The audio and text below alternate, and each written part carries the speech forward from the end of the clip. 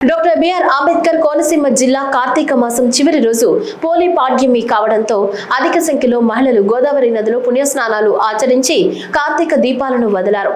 జిల్లాలోని ద్రాక్షారామం, మురుమళ్ళ, కుండలేశ్వరం, ఏకదశ రుద్రులు, అమలాపురం చెన్నమల్లేశ్వర స్వామి ఆలయం, శివకోటి శివాలయంతో పాటు గోదావరి నదీ పరివాహక ప్రాంతాల్లో అధిక సంఖ్యలో భక్తులు దీపాలు వదులుతూ కనిపించారు.